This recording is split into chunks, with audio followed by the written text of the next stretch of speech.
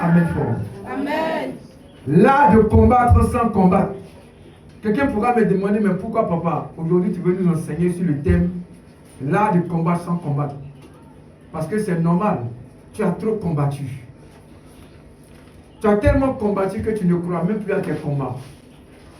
En fait, tu te bases sur la parole de Dieu, mais toi-même tu n'as plus la foi. Tu ne sais plus combattre. Parce que ta manière de combattre n'est pas celle qu'il faut. Donc, arrivé à un certain moment, tu dois dire, je veux me battre, mais je veux que quelqu'un combatte pour moi. Je veux combattre, mais combattre de telle sorte que mes ennemis ne savent pas même que je les attaque. Qu'ils ne me voient pas venir, mais que je puisse alléluia les vaincre. Quelqu'un me dit Amen. Amen. Et dans la Bible, il y a eu un prophète qui a combattu sans combattre. Ses ennemis ont fui sans même qu'il ne combat. Et on va étudier ensemble sa stratégie, sa technique. Tu vas prendre ta Bible dans le livre de Juge chapitre 7, à partir du verset 1er. L'art de combat sans combattre. La Bible nous parle dans le livre de Juge chapitre 7 d'un homme qu'on appelait Gédéon. Gédéon n'avait rien à voir avec la guerre. Ce n'était pas un combattant. Ce n'était pas quelqu'un qui était fait à lui pour les grandes batailles. Mais un jour, Gédéon va avoir la visitation du Saint-Esprit. Et Dieu va dire à Gédéon, je veux t'utiliser maintenant pour le combat. Parce que Israël est persécuté, Israël est vaincu à toutes les guerres.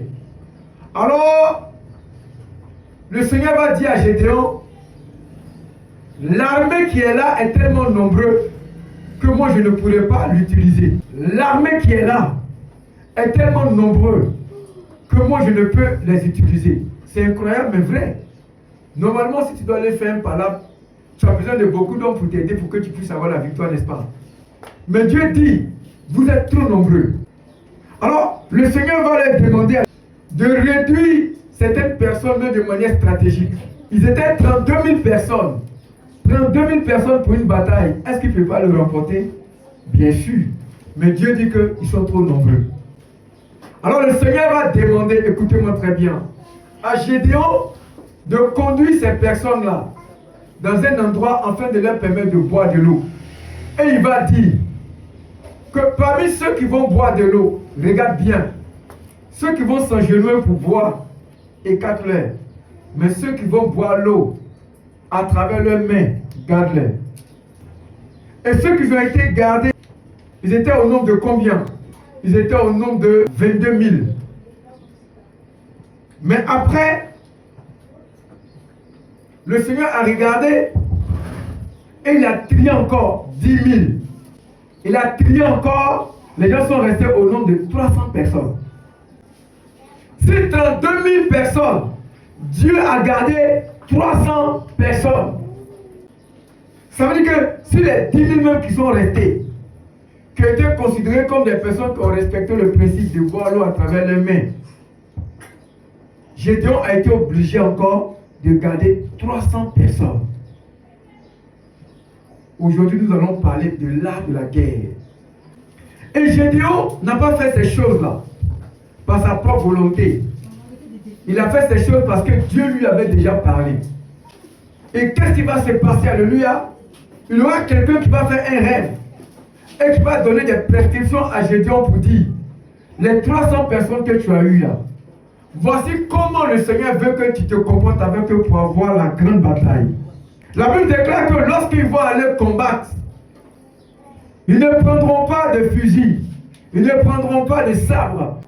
Ils vont utiliser tout simplement des trompettes et des cornes. La Bible dit que lorsqu'ils vont aller combattre, ils vont être dans un endroit. Et Gédéon va leur dire, prenez telle position et commencez à sonner de la trompette. La Bible dit, qu'ils vont commencer à sonner de la trompette, les ennemis d'Israël, qui étaient en train de camper, afin d'attaquer Israël, vont avoir peur, vont être paniqués. Et entre eux-mêmes, ils vont commencer à se découper. Ils vont commencer entre eux-mêmes à avoir de la confusion. My God. Je me pose une question.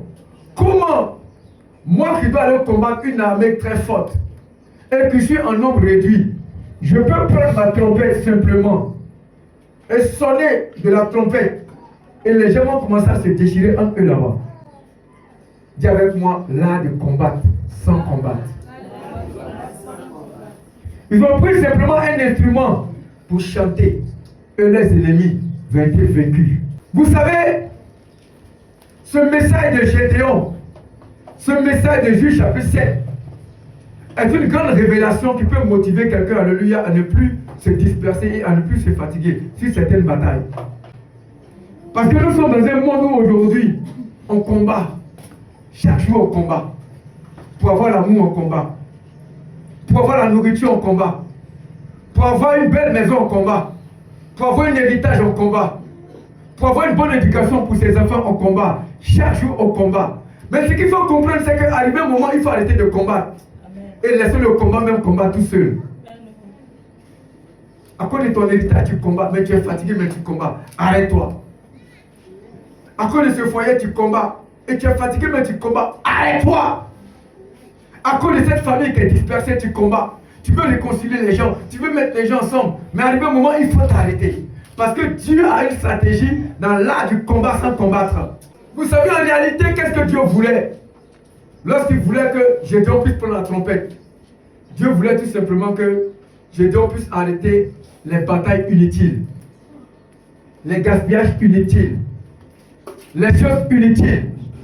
Frère, je te dis la vérité. Arrivé à certain moment, il faut savoir que tu es en train de gaspiller ton énergie sur un combat. Et sans même que tu ne puisses remporter le combat, tu vas vieillir. Sans que tu ne puisses même alléluia dire, Seigneur, je vais lutter pour être riche. Le matin, on te voit, tu te lèves, tu vas grouiller. Chaque jour, tu vas grouiller. Mais aujourd'hui, tu as un âge où tu ne peux plus maintenant travailler. Ça veut dire que tu as combattu en vain. Tu as gaspillé ton énergie. Arrivé un moment, il faut dire, je m'arrête et je regarde Dieu agir à ma place. Amen. Combien de fois le peuple d'Israël a combattu ses ennemis-là? Combien de fois? Combien de soldats, combien de prophètes ont combattu ces gens? David a pris toute sa vie à combattre les ennemis d'Israël. Samson a pris toute sa vie à combattre les ennemis d'Israël. Moïse a pris toute sa vie à combattre les ennemis d'Israël. Daniel, Néhémie, tous ces guerriers ont pris leur vie à combattre les ennemis d'Israël. Mais quand ça arrive autour de Gédéon, Dieu a dit, mon fils, arrête-toi seulement. Arrête-toi seulement. Je vais te montrer l'art de combat sans combattre. Quelqu'un me dit amen fort. Amen. Vous savez, il y a un grand roi qu'on appelait Napoléon. Napoléon avait compris l'art de combat sans combattre. Vous savez ce que Napoléon faisait? Là où tu arrives à avoir ton argent, ça veut dire ton économie là. Napoléon partait verrouiller ça. Si tu n'arrives plus à manger, est-ce que tu as la force de combattre? C'est parce que tu nourris quelqu'un qu'il a la force de te combattre. C'est parce que tu aimes quelqu'un qu'il a la force de te combattre. C'est parce que tu rêves à ce que quelqu'un devienne bien qu'il a la force de te combattre. C'est parce que tu penses à arranger ton village, ta famille, tes parents. Tu penses à les réconcilier qu'ils ont la force de te combattre. Arrivé un moment, il faut t'arrêter. Mais tu ne dois pas t'arrêter n'importe comment et n'importe où. Dans l'art de combat sans combattre, il faut savoir où tu t'arrêtes. La Bible déclare qu'ils se sont arrêtés où Dieu avait dit. Quand tu veux que Dieu combatte pour toi, c'est que tu ne fasses un effort. Il faut t'arrêter où Dieu a dit. Dieu t'a positionné comme chant, reste chant. Comme pasteur, reste pasteur. Comme président, reste président. Comme diaconesse, reste diaconesse. Comme visionnaire, reste visionnaire. Comme celui qui donne les offrandes, reste comme celui qui donne les offrandes. Lorsque tu as ton corps, là du combat sans combat commence. D'habitude, chacun peut combattre dans sa propre volonté, avec sa propre technique, avec sa propre compétence. Mais cette fois-ci, Dieu a donné une orientation à Gédéon. Il dit, prends les trompettes, divise, alléluia, à 100, en nombre de 3, ton groupe, et prenez une position royale d'encadrement. Alors moi, je m'aimerais te dire aujourd'hui, tu es fatigué actuellement, c'est normal. Tu as mis toute ta stratégie en place, c'est normal. Qu'est-ce que tu n'as pas fait pour être riche? Dans quelle chose tu n'as pas investi? Qu'est-ce que tu n'as pas fait pour que tes enfants deviennent meilleurs? Quelle prière tu n'as pas fait? Quel prophète tu n'as pas rencontré? Quelle église tu n'as pas fait? Quel chant, alléluia, des sacrifices tu n'as pas encore fait? tu as déjà tout fait. Mais le problème, c'est que tu n'as pas encore localisé l'endroit où Dieu veut que tu sois. Quand tu es où Dieu veut que tu sois, là de combattre, ce combat commence. Ça veut dire que tu n'as plus l'effort à faire. Parce que Dieu dit, tu es à mon rendez-vous. Alors je prends le contrôle de ton combat et de tes ennemis. Dans l'art du combat, sans combattre, on arrive à économiser ses énergies. Vous savez, vouloir se faire aimer et se dépenser énormément. Pourquoi? Parce que tu seras toujours obligé de bien t'habiller. Tu seras toujours obligé de chercher, alléluia, à faire des choses pour que la personne soit heureuse. Je vais te dire la vérité. Arrivé un moment, laisse Dieu aimer les gens. Et garde ton cœur parce que tu dois t'aimer toi-même d'abord. Arrivé un moment, tu dois te nourrir toi-même d'abord. Arrivé un moment, tu dois être dans le programme de Dieu afin que ton avenir soit planifié sans que tu ne puisses dépenser toutes tes énergies. Tu aimes Dieu. Arrivé un moment, c'est au tour de Dieu de t'aimer. Tu as trop donné dans une église. Arrivé un moment, c'est au tour du pasteur de t'aimer. Tu as trop donné pour les enfants de tes soeurs, de tes frères. Arrivé un moment, ne dépense plus ton énergie. Laisse, alléluia, le combat combattre. Et que les autres puissent réellement venir, alléluia, te donner ce que tu as donné. Quand tu veux que Dieu commence à combattre pour toi, c'est que tu as déjà beaucoup combattu. Dieu ne pourra jamais combattre pour toi si tu n'as pas donné énormément. Car c'est dans les limitations des hommes que se trouve, alléluia, le commencement de la grâce de Dieu. Lorsque tu ne peux plus prier, Dieu dit, je vais commencer à prier pour elle. Lorsque tu ne peux plus donner de l'argent parce que tu as trop donné, Dieu dit, c'est mon tour de lui donner de l'argent. Lorsque tu as trop fait des choses, alléluia, pour plaire aux gens, Dieu dit, c'est bon maintenant, c'est mon tour d'amener les gens, ça va te faire plaisir. Pour que Dieu commence à te donner cette grâce-là, il faut que tu arrives à tes limitations. Est-ce que tu es arrivé à tes limitations? Est-ce que tu es arrivé à tes épuisements? Tu n'es pas encore fatigué, Dieu n'a pas besoin de toi. Pourquoi? Il dit, venez à moi vous tous qui êtes fatigués et chargés, et je vous donnerai du repos. C'est lorsque tu n'es plus capable que Dieu devient capable. C'est lorsque tu arrives à tes impossibilités que Dieu crée la possibilité. Ça veut dire que Dieu est capable de combattre pour toi lorsque tu ne seras plus capable de combattre parce que tu as déjà combattu. Alors ma question est de savoir, est-ce que ta foi est fatiguée? Si ta foi est fatiguée, la foi ne va pas commencer à prier. Est-ce que tu es fatigué de prier? Si tu es fatigué de prier, tu vas commencer à prier à ta place. Mais quand Dieu te regarde, quand on fait un bilan de foi et de spiritualité et de religiosité, tu n'as pas encore atteint le niveau. Quand tu diras, Seigneur, chaque jour je vais à l'église, chaque mercredi je suis là, quand on dit les évangélisations, je suis là. Aujourd'hui, Seigneur, regarde mes pieds me font mal. C'est là que Dieu te donnera des pieds. Et les pieds de Dieu ne vont pas t'utiliser, mais les pieds de Dieu vont venir vers toi. Quand tu auras donné beaucoup d'amour et que tu diras, Seigneur, j'ai trop donné, je ne sais plus comment faire pour aimer encore, je suis arrivé à mes limitations. Le Seigneur dira, prends mon cœur. Aujourd'hui, il y a beaucoup de personnes qui veulent que Dieu combatte pour eux, mais est-ce que tu es arrivé à tes limitations? Aujourd'hui, il y a beaucoup de personnes qui disent, Seigneur, je suis fatigué parce que je suis arrivé dans mes impossibilités. Seigneur, aujourd'hui, on m'a abandonné, on m'a rejeté. Je suis bloqué, Seigneur. Je n'ai plus rien parce que j'ai trop investi dans ta maison. Mais est-ce que tu es arrivé et tu as atteint ce niveau-là? Vous savez, dans les dimensions les plus extrêmes de la bataille, il faut que tu atteignes la dimension de la dépouille.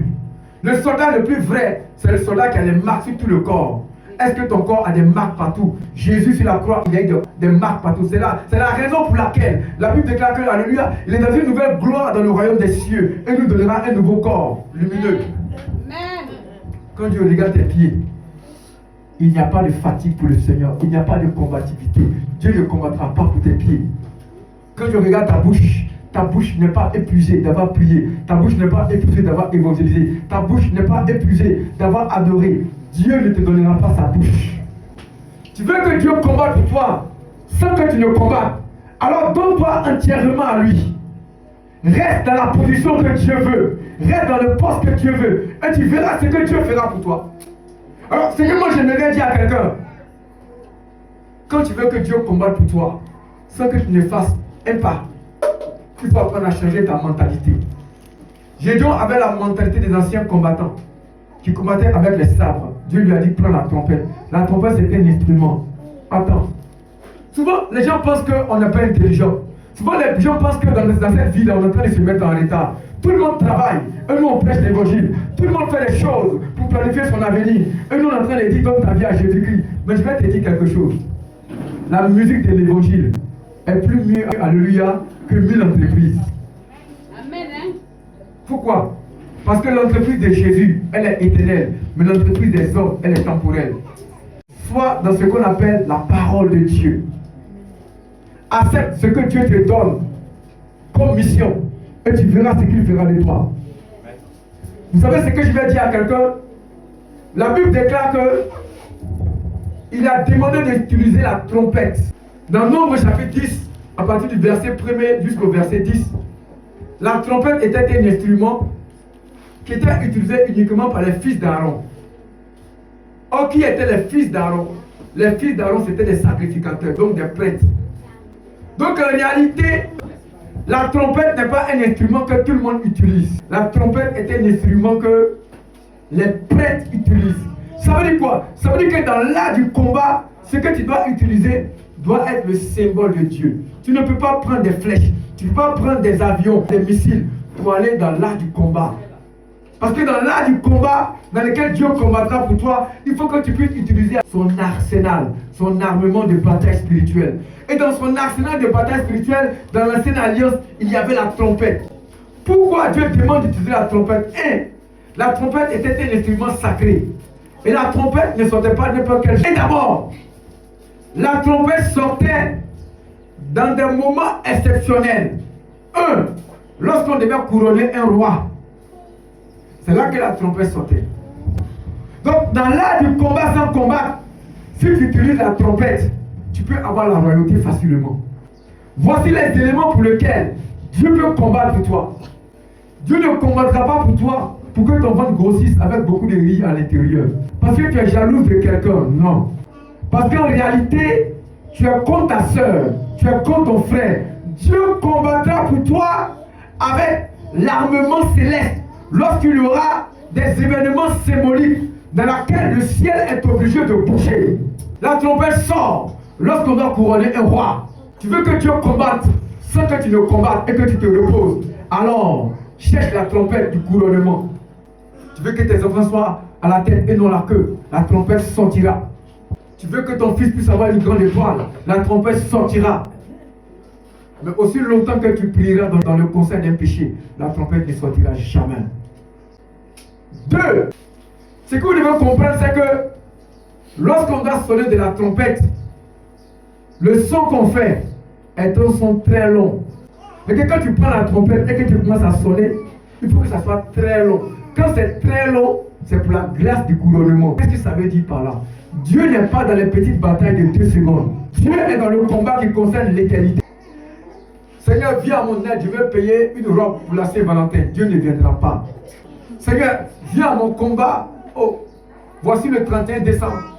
Je veux mes tissages. Parce que tout ce que tu demandes concerne le temps, l'instant, le moment. Dieu n'est pas dans l'instant, dans le moment. Dieu est dans l'éternité.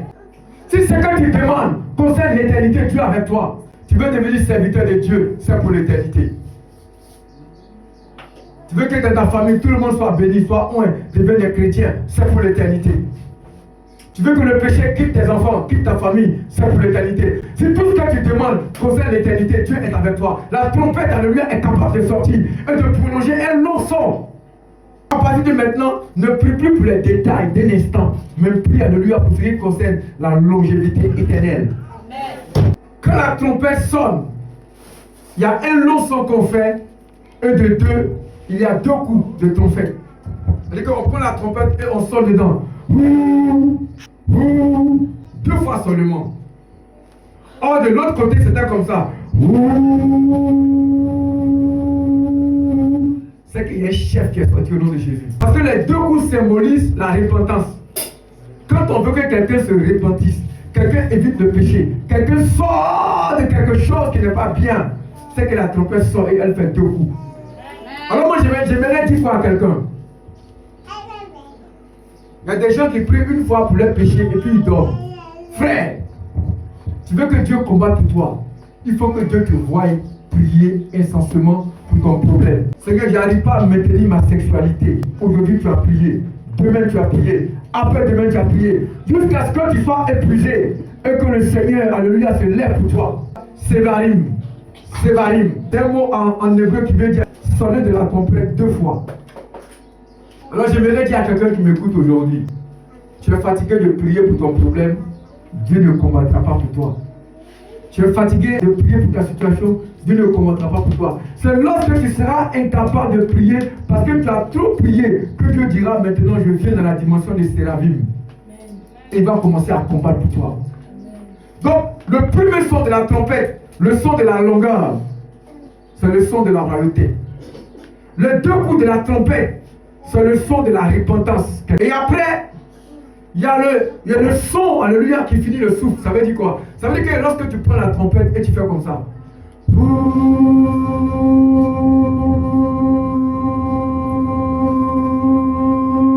jusqu'à ce que ton souffle finisse à l'intérieur de toi.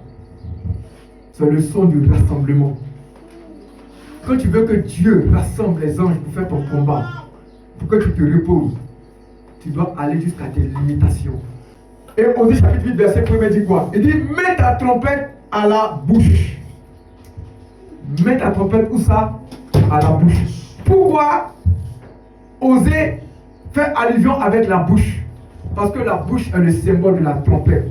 Parce que ce n'est pas toujours que quelqu'un peut avoir la trompette. C'est pourquoi moi j'aimerais dire à quelqu'un, regardez ce que Jésus a fait avec ce mystère qu'on appelle Tekia. La Bible déclare que Jésus a prié jusqu'à ce que sa sueur coule comme des grumeaux de sang. Est-ce que tu peux prier jusqu'à ce que ta sueur devienne comme du sang? Je ne te parle pas d'une prière de 2 secondes. Je ne te parle pas d'une prière de 2 minutes. Je te parle d'une prière qui te persécute. Pour persécuter le persécuteur. Je te parle d'une prière qui t'étouffe.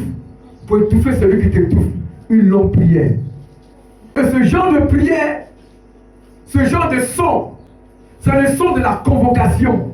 Pourquoi? Parce qu'on est fatigué à l'extrême. On ne peut plus, frère. Arrivé à un certain moment, quand tu as tellement prié, il faut dire, Seigneur, je suis fatigué. Et que lorsque Dieu te regarde, réellement, tu es fatigué. Jusqu'à ce que Dieu dise, elle ne peut même plus prier parce que le dossier, il est tellement grand. Elle a tellement prié pendant 10 ans, pendant 20 ans. Sur ce même sujet-là, vraiment, elle est épuisée. Son souffle ne vit plus.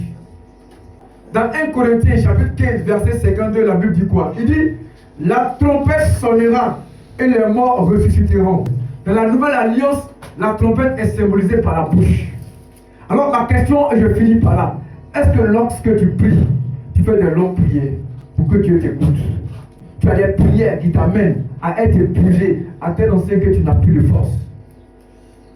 Tu veux que Dieu fasse ton combat et que tu te reposes. Alors épuise-toi pour le Seigneur. Fatigue-toi pour le Seigneur.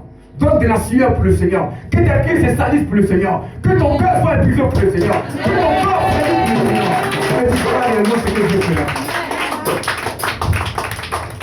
Je finis par là. Tu es trop belle pour le royaume des cieux. Essaie de te salir un peu. Tes vêtements sont trop parfumés. Essaie de devenir un peu sale pour le Seigneur. Tu verras que Dieu viendra te rendre propre. Si tu commences à sentir parce que tu as accepté Jésus-Christ, il viendra te donner un nouveau parfum. Là, de combattre pour le combat, c'est se fatiguer simplement pour le Seigneur. Quand tu te fatigues, Dieu se fatigue pour toi. Regardez les prophètes de l'église Dieu Messie. Regardez comment Dieu est en train de les bénir. Mariage. Dans les églises, il y a mariage aujourd'hui. Ça commence à aller de gloire en gloire. Même si c'est compliqué, cette complication va amener Dieu à rentrer dans la complication pour déclencher, alléluia, une solution. Que Dieu te bénisse abondamment. Que Dieu te bénisse abondamment. Combat réellement. Et quand tu seras épuisé, le Seigneur se lèvera pour toi. Que Dieu vous bénisse abondamment. J'allais finir.